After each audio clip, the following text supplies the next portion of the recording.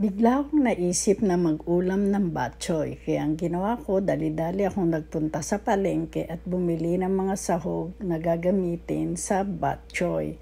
At katulad nga niyan, naggisa na ako ng luya, bawang at sibuyas. Ay grabe, ang mahal pala ng bilihin ngayon.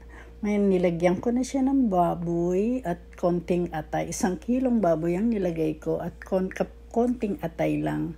At ngayon nga, ayan, ginisa-gisa ko na siya hanggang sa magluto din siya ng maigi. Ay, nilagyan ko na rin siya ng paminta at asin. Kalahating kutsaritang paminta at pag kayo magtimpla ng asin, tansyahin nyo na lang po kung ano ang tamang alat na gusto nyo. Kasi sa bok choy, masarap siyang lagyan ng maraming kinchay. Kasi yan lang naman ang nagpapasarap niyan kinchay at saka maraming luya. At lalagyan ko lang din siya ng katamtamang tubig. Ngayon, tinakpan ko muna siya para maluto siyang maigi. Ngayon nga, ayan, nakita nyo, luto na siya.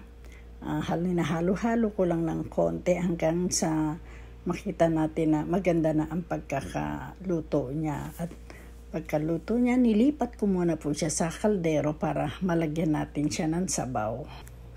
Ayan. Konting sabaw lang ang ilalagay ko, hindi ko siya dinadamihan. Medyo level lang sobra lang ng konti sa level. Pinakuloan ko na siya ng kulong-kulo at ngayon nga ay nilagay ko na ang dugo. At yun nga, nilagay na natin ang dugo, pakukuluan natin siyang maigi para maluto ang dugo. At pag naluto na ang dugo, hayaan lang natin siyang kumulo ng kumulo at pagkatapos alisin natin yung mga sapal niya na itim-itim na umiibabaw para masarap natin siyang kainin.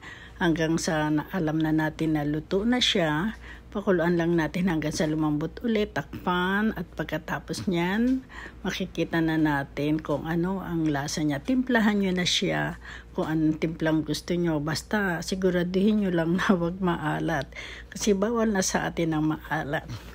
Ngayon naman ito lalagyan natin ng kinchay. Kinchay lang naman ang pinakamasarap na ilalagay mo dyan. Yung kinchay na yan, 90 pesos ang halaga niyan. Apakamahal ano?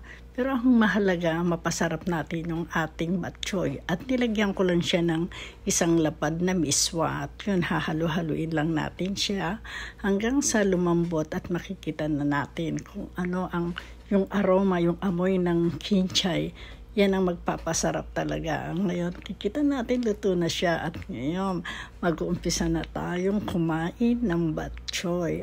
Ay, pagkasarap-sarap talaga ng bok choy. Paborito ko kaya yan.